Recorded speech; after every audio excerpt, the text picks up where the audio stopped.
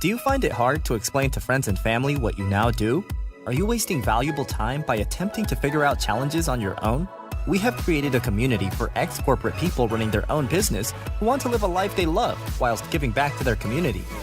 This is the Build, Live, Give show. We bring you first-hand experiences of guests going through many of the struggles you face each and every day. We get real with no corporate BS. And now your host, Paul Higgins. Welcome to the Build, Live, Give show. I'm Paul Higgins and I'm your show host.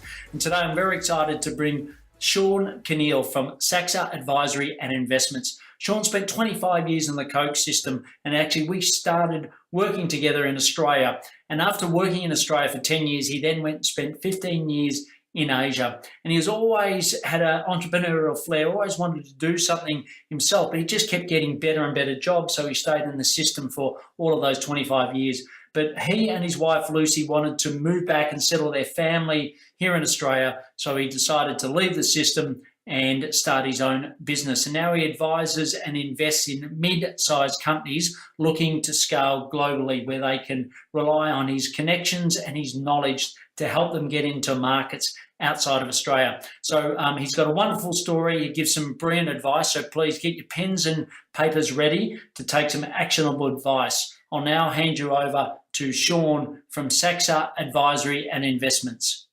If you're enjoying listening to these journeys, just letting you know we have a community for ex-career people running profitable businesses just like you. It's called BLG Boost. You get exclusive access to a forum of like-minded peers answering your most pressing questions 24/7. You get specific action tips to solve your most common challenges. You get trusted suppliers to remove lost time. You also get access to member exclusive offers to save you money. You also get access to myself as a coach directly on a one-on-one basis. You get weekly videos from global experts. And finally, you get monthly webinars solving topics mentioned in popular threads. If you're tired of being alone and want to rapidly grow your dream business, go to buildlivegive.com/BLG Boost. This link is in the show notes. Please check it out. Okay, I will see you inside. Welcome, Sean Cunial from Saxa Advisory and Investments to the Build, Live, Give show. We're going to get to know a lot about you today, Sean. I know I've known you from a prior life, but why don't you start with a bit of your backstory for the BLG listeners? Sure, great. Thanks, Paul. Backstory is had an extensive corporate career over the last 25 years. As you said, we worked together in the Coca-Cola system. So for the last 19 years, that journey through from Coca-Cola and Amatil in Australia, where I started off as a business analyst and then working my way through the organisation in channel roles and brand marketing roles. I moved across to the Coca-Cola company. And from there left Australia and spent the last 15 years in Asia. It's been a very interesting time. Spent 3 years in Indonesia started off as the general manager in innovation, and then moved into the Philippines as the franchise general manager, and the last 6.5 years working in Japan. Firstly, in the bottling organisation as the commercial general manager for sales and marketing, and then into the company side as the COO for the last 3 years. Brilliant. And I didn't know you'd spent time in the Philippines. I've actually got I had a large team and we've sort of scaled it back a bit, but I've spent a lot of time over the last 5 or 6 years in the Philippines and loved going there and certainly loved taking my family to some of the islands. Did you get a chance to tour the Philippines when you were there? Yeah, absolutely. The job took me all around the country, and I used to organise it so the family could join me at certain times. So been to Boracay and down into Mindanao. Really enjoyed it. My kids were actually born in the Philippines, so they still see themselves as part Filipino. Oh, brilliant. Fantastic. And other than that, what's something outside of work that the BLG audience would love to know about you that family and friends already know? I guess the just my personal interests, I really love to cycle and getting out with friends and having a chat. Now that we're back home, obviously reconnecting with family and friends is a big part of the lifestyle that we've chosen. And so using that as a way of getting healthy and also being with people. Brilliant. And so you had such a fantastic career, and like we sort of kept in contact. And I know that we met when you were in Japan. But what was sort of that? Take us to that defining moment when you decided to say, "Well, look, it's a brilliant company, great system, but it's time for me to move on." Yeah, I guess it's been a journey, as most people would say. It wasn't one morning waking up and thinking, "Look, I've got to go." Over the last 19 years, I guess I've had a drive to wanting to be an entrepreneur and having my own business. And there was always this internal struggle with the regime of the workplace and corporate world versus actually going out and building something. But the Coke company being such a great company and a large company, you were always faced with new opportunities every couple of years, and they were always good opportunities. So you very quickly, after 15 years, you found yourself in a place that you never necessarily thought you'd end up in, and it was a rewarding place, an enjoyable place, but that internal tension, I think, just over time built, and there were a couple of triggers towards the last sort of 6 years. One was I had a health challenge that I realised was not congruent with the corporate world, and then the other was, as we started to plan for our family and where we were going to be, we knew that we wanted the kids to be in Australia to have that lifestyle, and so timing meant that when we returned to Australia, it was a good opportunity to sort of step out and give it a go. And that's what I've done. Excellent. And so when you did make that move, what were some of the key fears that you had at the time from moving into that new world? I think, again, as with a lot of people, the security of the income was and is the biggest challenge when you step out by yourself. We were fortunate that we've got the security behind us to be able to do what we're trying to do. But you certainly are drawing down on your savings and your assets until you can get the business growing. I think that's the thing that really is the psychological barrier of how do you manage that, how do you handle that, that's held me back over time. But again, timing is everything, and we were lucky that with the years that we'd been overseas, we were able to be in a position to be able to step out and build what we want to build. Yeah, and I don't know if it was for you, Sean, but certainly for me, I remember that vividly the first moment I went to a networking event after leaving Coke. And when I was at Coke, I always used to, try to hide what I did because people either have a friend there or want a job there, whatever it was. But I remember someone saying, "So who do you work for?"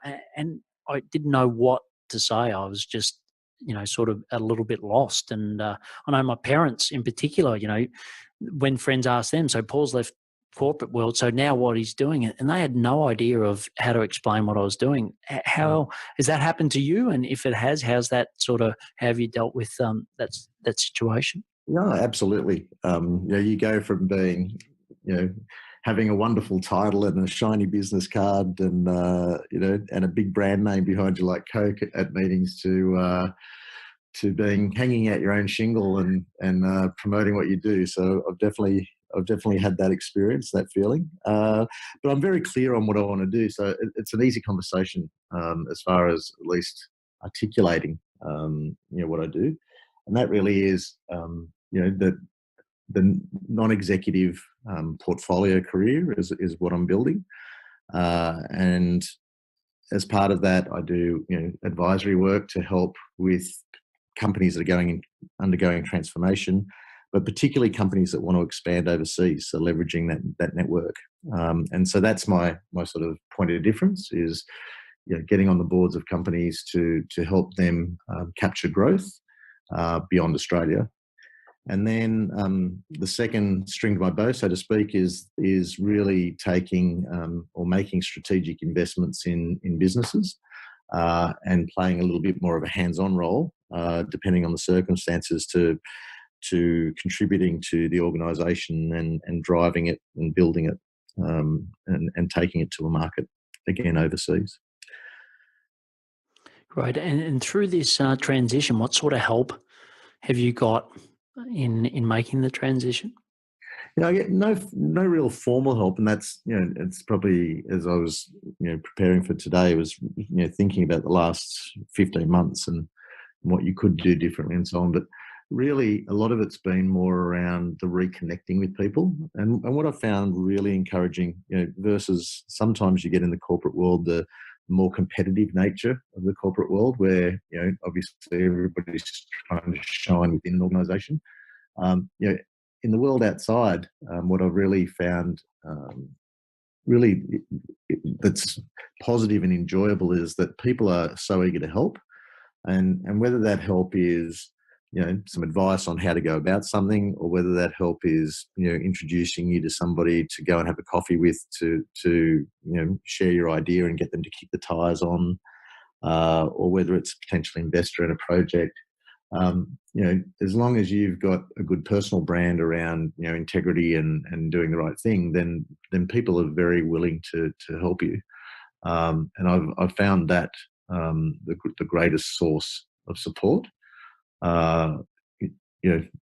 Just those conversations, and I think that's the most important thing is having those conversations and those meetings and tapping into the people and the extended network beyond has proved very valuable.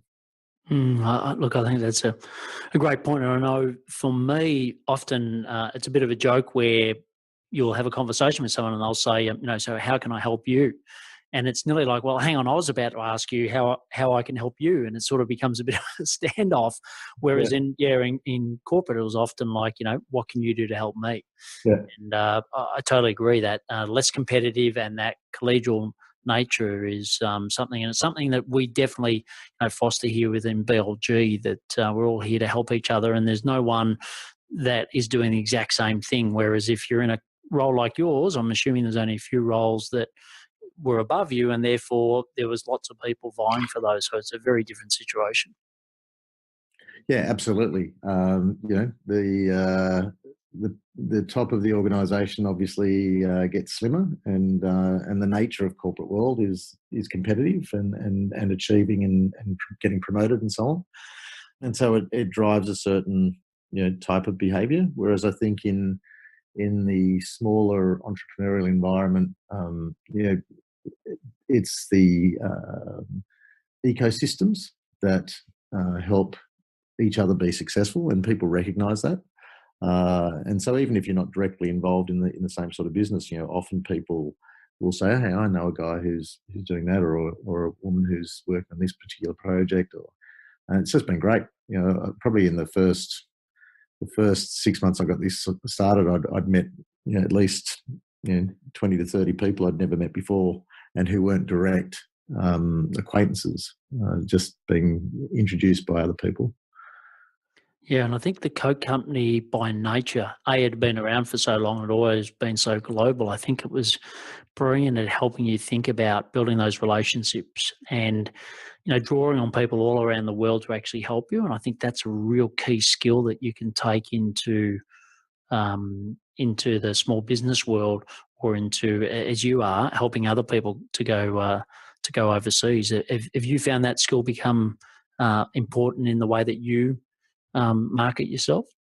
Yeah, absolutely. I think, as you said, firstly, having such a great brand behind you like Coke enabled you to work with people at certain levels, in certain cultures. In my case, being able to work in many different countries, the training afforded to us, both formal and informal, certainly builds on a set of skills that are valuable, and just gives you, because of the environments that you've worked in, just you feel comfortable in those different environments, and so certainly I think that helps in both in marketing what I do to others, but also more importantly to the people that I'm working with, which is, you're able to move in those different ecosystems effectively and gain traction for the organisations that you're working for.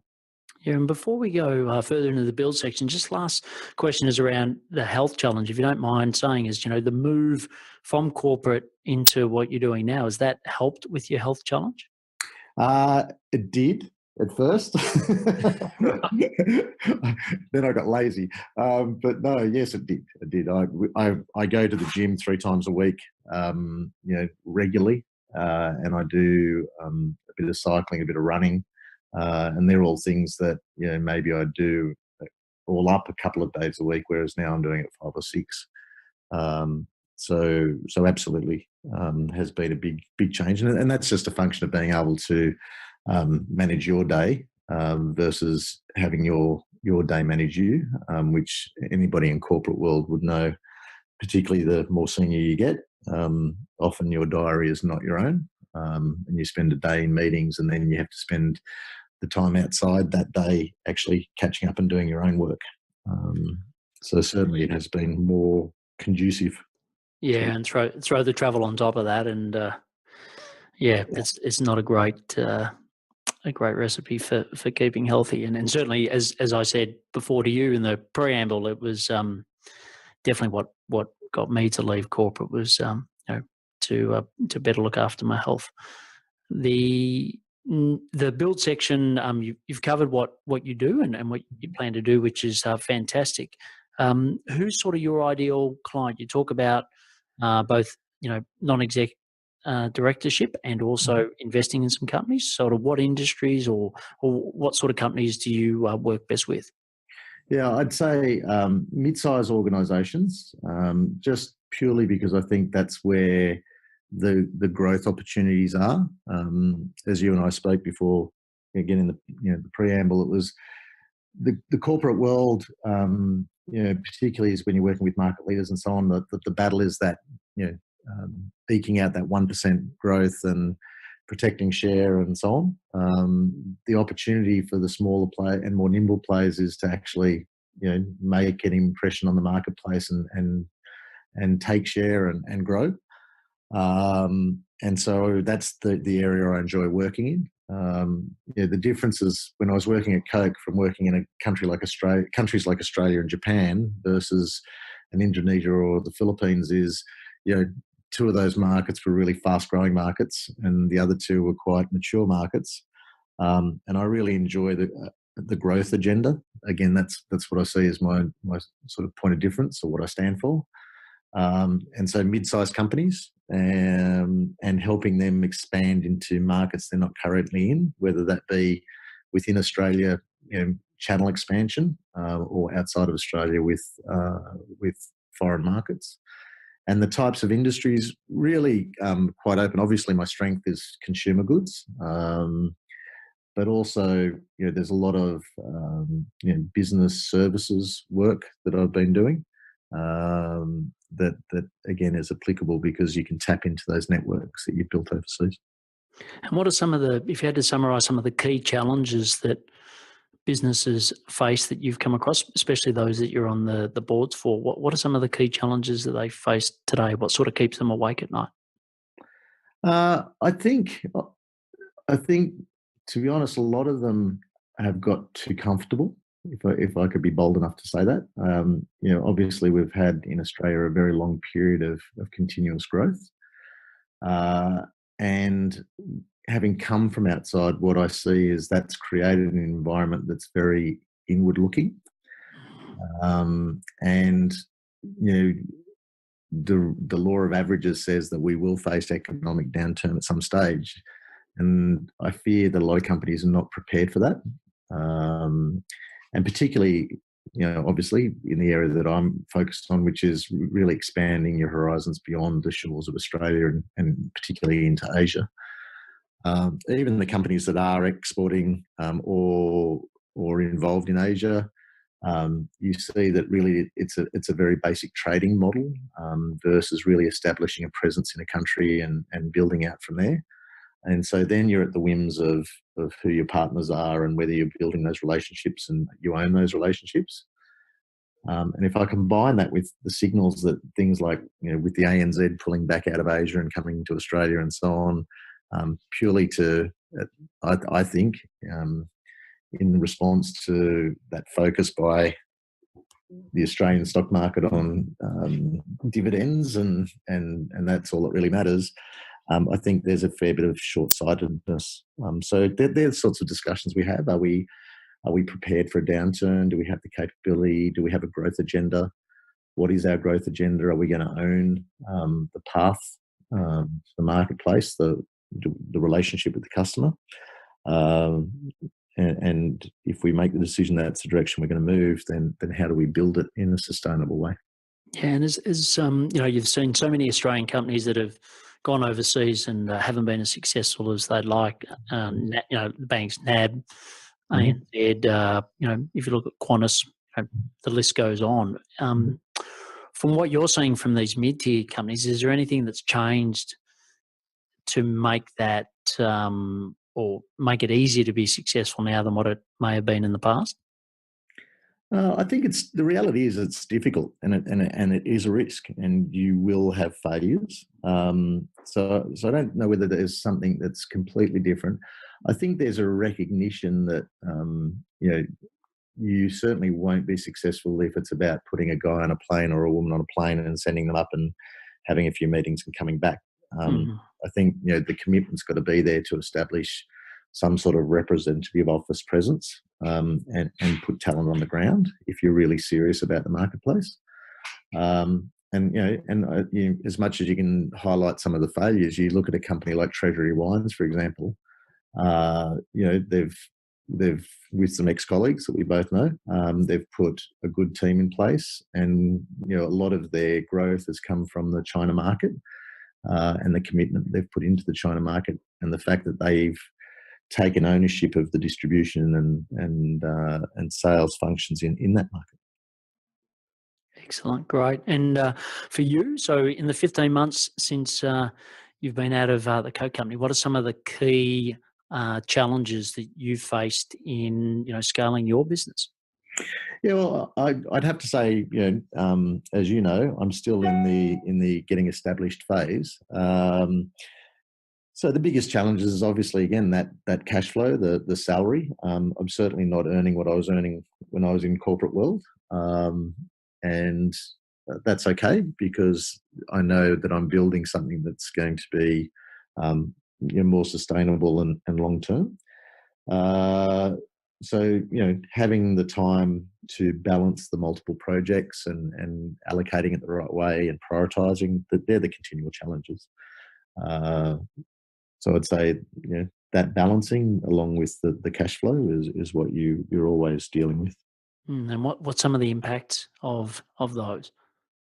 The balancing is the impact is really just making sure that you do create the time, and allocate it in the right place to be most effective. And obviously that's always, whether you're in corporate or not in corporate, it's always the challenge.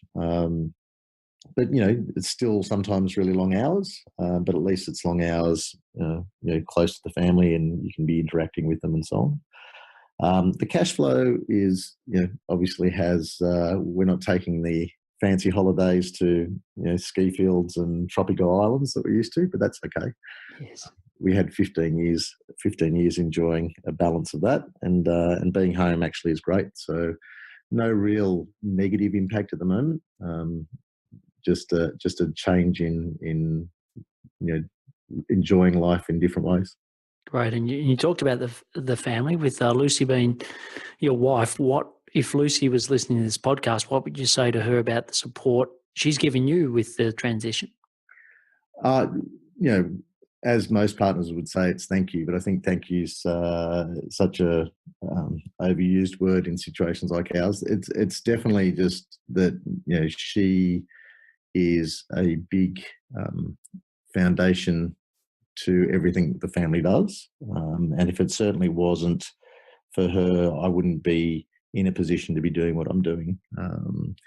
And so, her strength and her contribution to the family and to our relationship is the main reason, not one of the reasons, but the main reasons that I'm able to go out and do what I'm trying to do. The next section is the live section. Yep. So what are some of the daily habits that you've taken from corporate and now combined in the 15 months of running your own business? What are some of those combined daily habits that you'd love to recommend to the BLG listeners?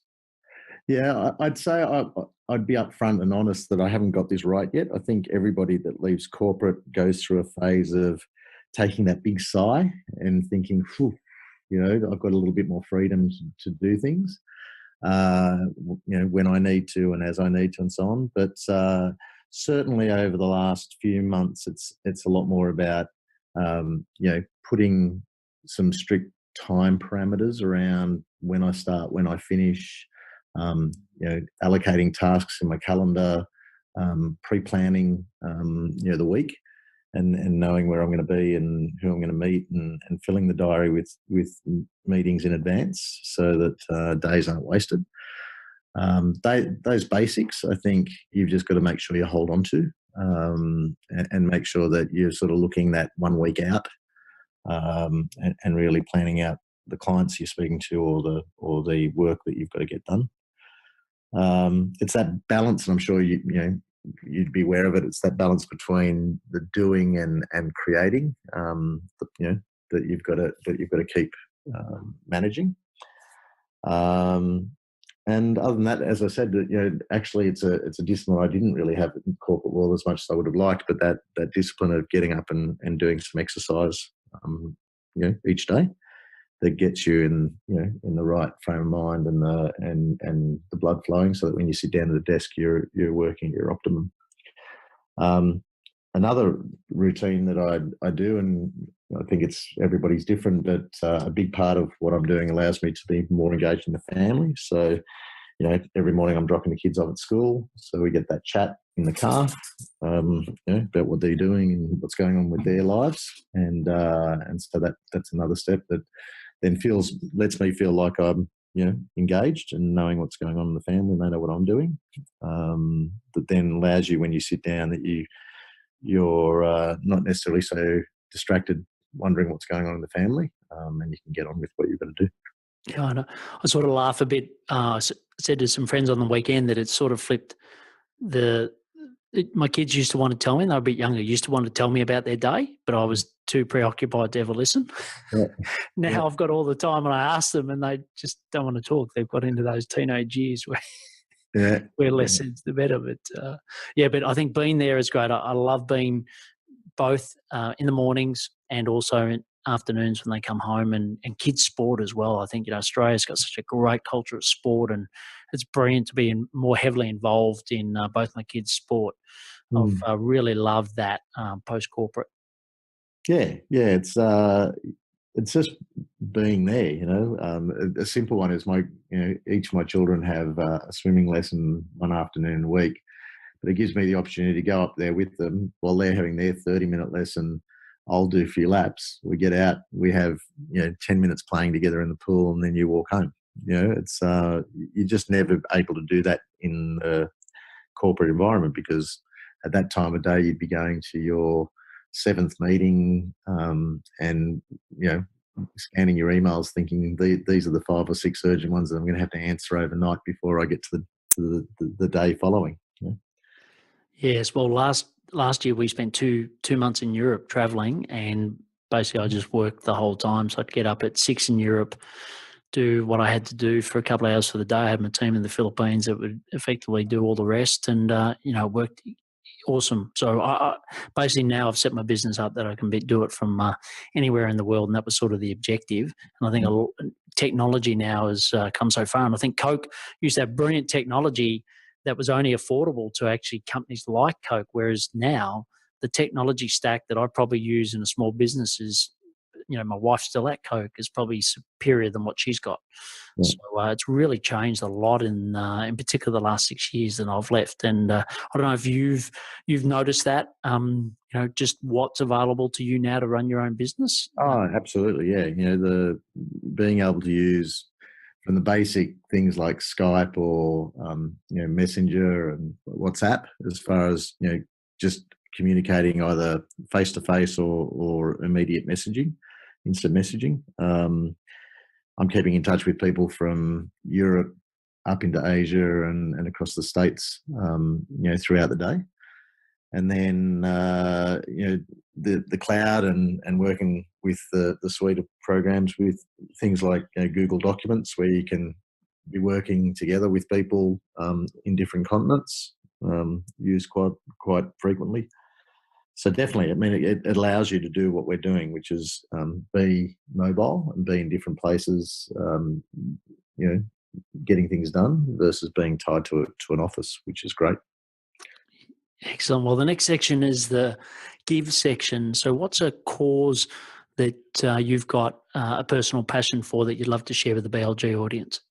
Yeah, I'm a cancer survivor. So for me, research into cancers and their cures is personally important.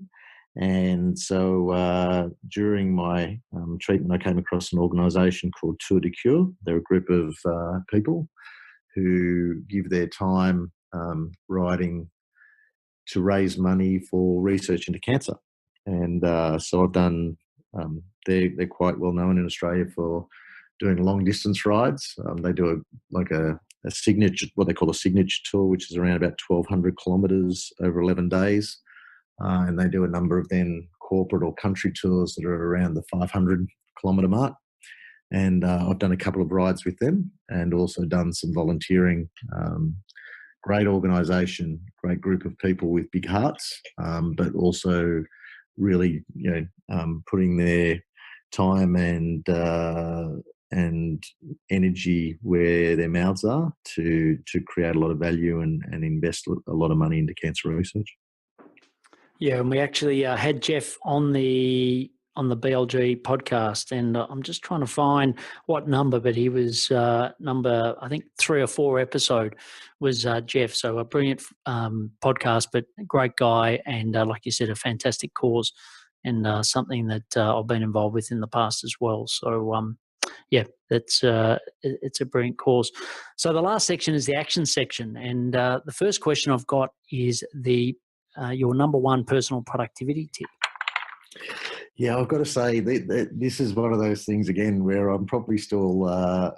I'm not one to preach. I'm still working on it, but I would say that the first thing is planning out the day and making sure that you make decisions. I think often, both in corporate world. And then when you move into something by yourself, you can sometimes get caught in the evaluation side of things, and procrastination can be your biggest enemy. And I think if you can make sure that if you know what tasks require some decisions by the end of the day, then if you've made those decisions, then you know you're moving forward. And you mentioned some apps before, Skype, WhatsApp. I can always tell people that have spent time in China, they normally mention WhatsApp, Yep. Google Docs. Are there any other apps that you've got on your phone or use on your desktop or laptop that the BLG community would get value from? Not really. I guess for me the other ones are really just transport apps, which sounds funny, but when you're moving like I do from city to city overseas, there's between Uber, which is now everywhere, which is great, but also just the local country, train networks and things like that, so that you can get around effectively without spending a lot of money. I find those very, very useful. Excellent. Did you ever catch a train in the Philippines?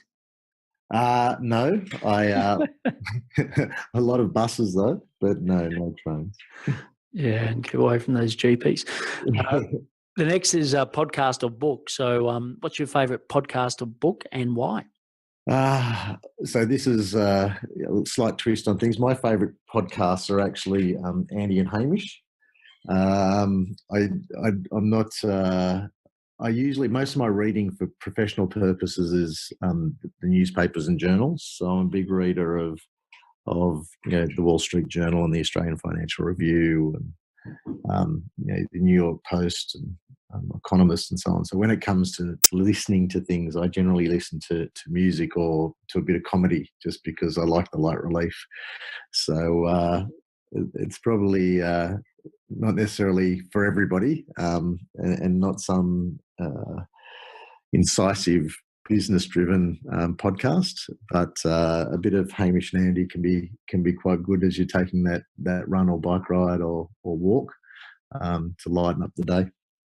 Yeah, I just can't understand why the radio is so good and their TV, in my personal opinion, is so poor. I just don't find they hit the mark on TV. Yeah. I don't know if you find the same. Yeah, I haven't. I've watched the new show they've got just once, and it hasn't been as funny as I'd thought it was. I saw a couple of. Again, I was overseas when they were doing their sort of trips overseas. There was a couple of versions of those I found quite funny, but yeah, I didn't see a lot of it. But on radio, they're great. They're very good to listen to. Brilliant. So you've had a wonderful career at Coca-Cola, been in multiple countries. You're now, advising some fantastic businesses that are scaling globally, and you're investing in some. If you sort of had to wrap all of that brilliant experience up and give some parting advice for the BLG audience, what would that advice be? I'd say the first one is if you have that desire to go and do something, then definitely give it a go. The way I see it is, you can always go back to corporate, but if you never give it a go, I think you always will be wondering what would have been. And so that's the first thing is if you have that passion, then take the step. The second piece of advice would be, obviously the more planning or thinking about it you could do, preparation that you could do before you take that step, then the more productive you can be in those early months, which can help. And then the final two pieces of advice are basically advice that was given to me. Just when you take that step, know that it's always going to take longer than you thought it would take. And even when people tell you that it's going to take you longer than you thought it would take, it takes longer than that.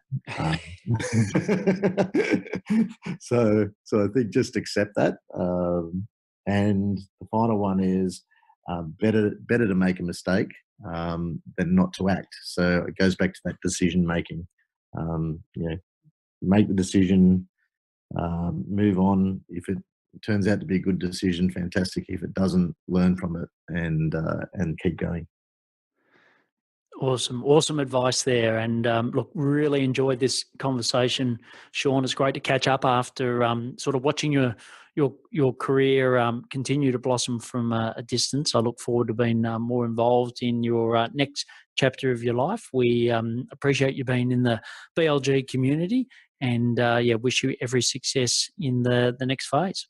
Fantastic. Thanks, Paul, and thanks for the opportunity to be part of the community. It's been a great experience. Excellent. Thanks, Sean. Thanks. Thank you for listening to the Build, Live, Give show. If you found this show helpful, please share it with others so we can build businesses, live great lives, and give back to the community. If you would like to join the BLG community, go to our website, www.buildlivegive.com. Until next time, thanks for listening.